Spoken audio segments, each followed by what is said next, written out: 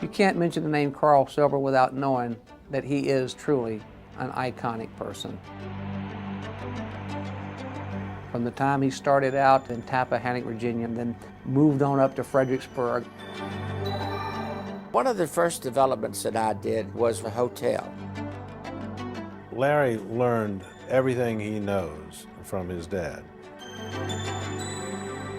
My father was really way ahead of his time.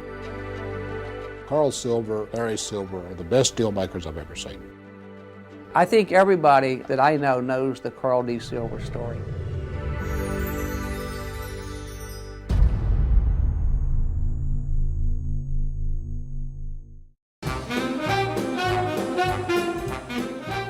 In 1941, I was 16, still going to school, of course. The government was building an airport in the small little town I lived in called Tappahannock, Virginia, and they were building an airstrip, and I bought some dump trucks, and we hauled gravel to the airport.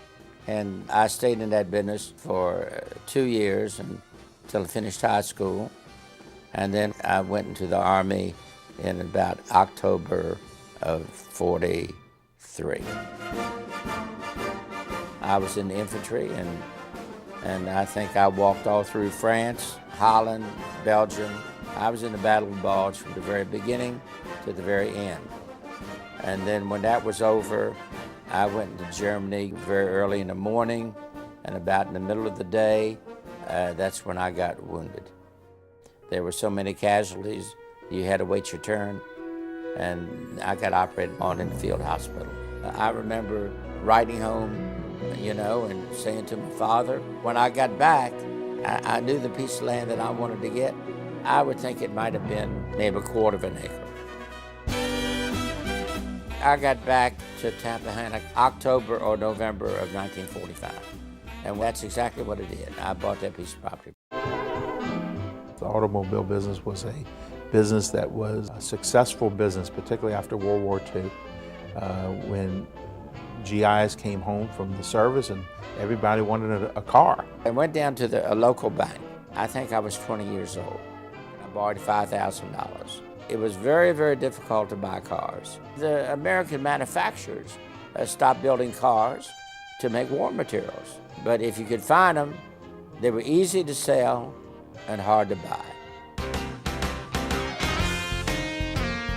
If you ride down the road and you saw a particular car that you knew was a popular car, I would actually stop him, and I'd have some cash in my pocket.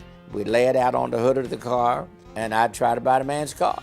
And he said, well, I don't want to sell it. And I said, yeah, but I want to buy it. And until we, you know, just paid him enough money, and he said, okay, I'll sell it. In the very beginning, before I made enough money to stock a lot, I bought cars and re-wholesaled them. And then after I made some money, then I decided to open up the lot.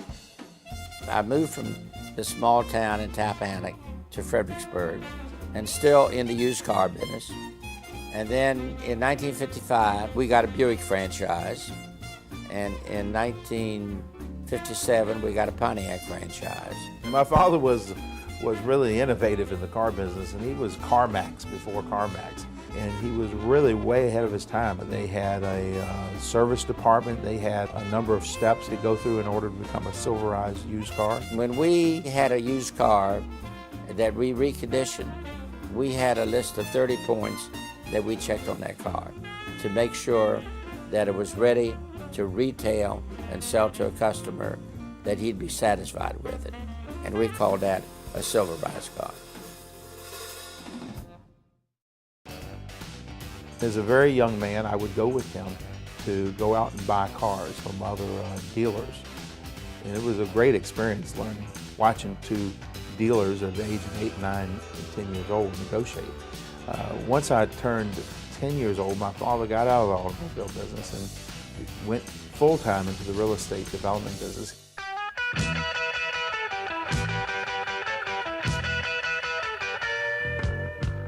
I thought that that was a better business. I thought it was a business you could make more money out of. In the early years, he was acquiring a lot of land, so I was very fortunate at 10, 11, 12, 13 years old to spend many evenings, many days sitting with him in people's homes, acquiring their farms. And he'll tell you that on the way to go see whoever we was going to go see, I would say to Larry, now Larry, you listen real good, and when we get through on our way back, you tell me what you learned.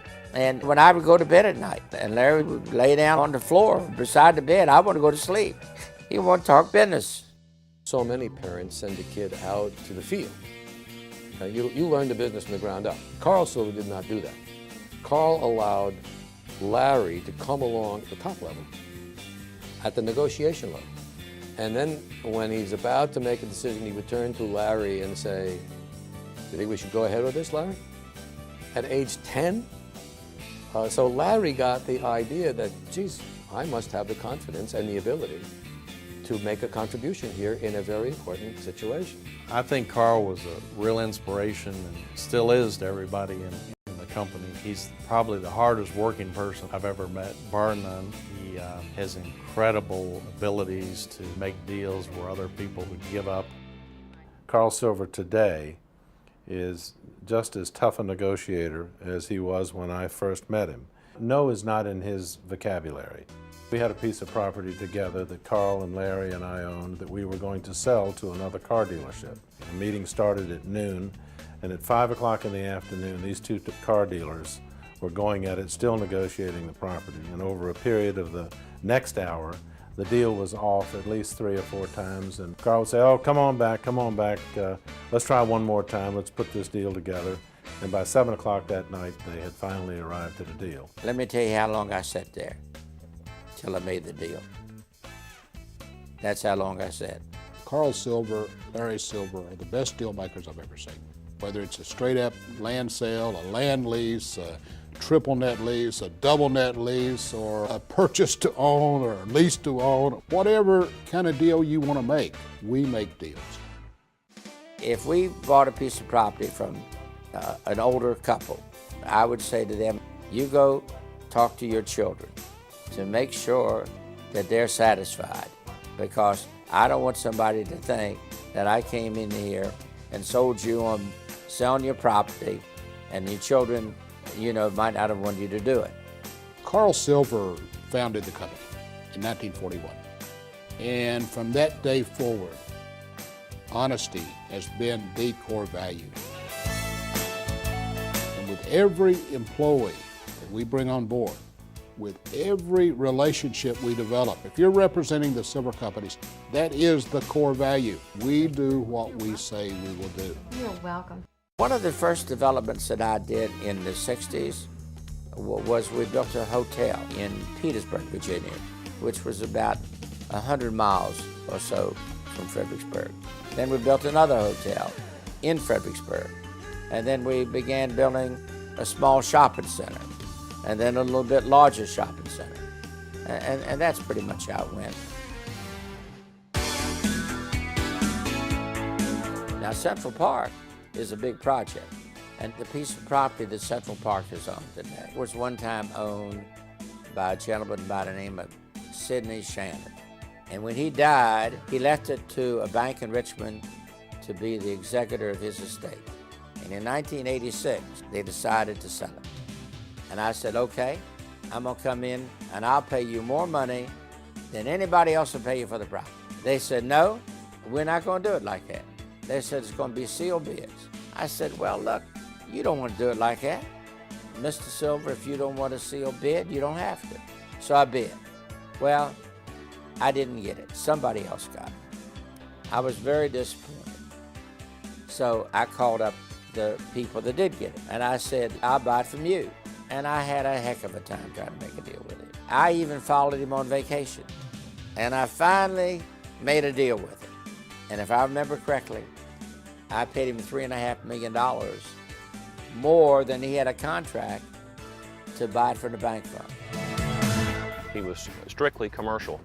He did a lot of retail projects, a lot of restaurants, banks, that sort of thing. Larry has done both.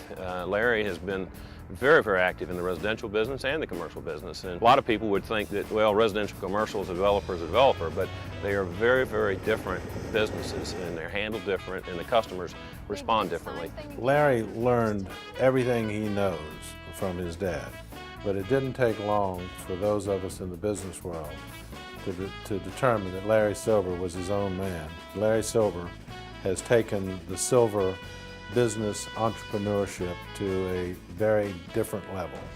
Central Park is 310 acres. Larry has Celebrate Virginia. Celebrate Virginia is 2,100 acres. That's a whole lot bigger than what I've done. I started in the business in 1972. I was turning 20 years old. I was very ambitious, and I went out and started in what I called then the rural land development business. We started acquiring farms that were pretty far outside of the marketplace of Fredericksburg and cutting those farms up into ranchettes, 5-acre, 10-acre parcels, and selling them to people in Northern Virginia and Washington, D.C. who wanted a place in the country. We sold thousands of those, and I expanded that business. And as we do today, we have divisions. We call that the retail land sales business. And then I went into what we called the wholesale land sales business, selling lots to builders. And that's how we started in the residential land development. With Larry's strong leadership, he's brought together a series of divisions within the company that really covers the development industry from one end to the other. And there's hardly an opportunity that comes along that one of the divisions will not be able to take advantage of that opportunity and turn it into a very successful product. In the 80s, we were in the home building business along with being in the land development business. I believe it was 1989, we were the 107th largest home builder in the United States. We actually built homes twice in my career. Both times I would tell everyone we would never build another house. There was a period of time we were building probably 600 homes a year. It was not our main part of our residential business. We were still selling 1,000 or 1,500 lots a year in those days to other builders. We stopped building homes because when I finally looked at the books and really studied it, I realized that if we hadn't built the 600 homes, we would have made more money. That's the reason we stopped building houses. Siver Commercial is a division of our company that develops tracts of commercial properties. We build a lot of retail, freestanding retail, multi-tenant retail, anchored shopping centers. We also are involved in office parks. Siver Companies has always been a development company. More recently, the company has moved from just being exclusively a development company to where we recognized that we had other strengths. We had a lot of capital, we had expertise in financing, we were very entrepreneurial, we were very imaginative. Siver Capital formally as an organization has been around about 3 years, but in fact, it's been around since the inception of the company. Siver Capital is very involved in equity financing, providing equity to our own divisions, providing equity to other developers, both commercial and residential. We also are very involved in providing equity in purchasing and acquiring income-producing properties. Sometimes the projects involve our divisions working together in a mixed-use project, such as Celebrate Virginia. Celebrate Virginia is ideally positioned on the I-95 corridor, equidistant between Metro Washington and metropolitan Richmond. But moreover, it's within a day's drive from half of the population of the United States. We've taken advantage of the location that our Metro Washington office has offered. We also realized that Florida is the fastest growing state in the country. Because of that, we wanted to locate there. It also brought us closer to the other markets that we are developing in and investing in today. I'm 80 years old. I'm beginning to get out of business. Now, Larry is going to carry on the company. He's going to be more successful. Well, you know, you measure success in a lot of different ways. And I'm telling you one way I measured. I measured in terms of dollars, no question. But as far as integrity is concerned, that's equal. Absolutely equal. The Siver doctrine is always about integrity. It's always about a high standard. They are the humblest of wonderful people, and all the great success that this company has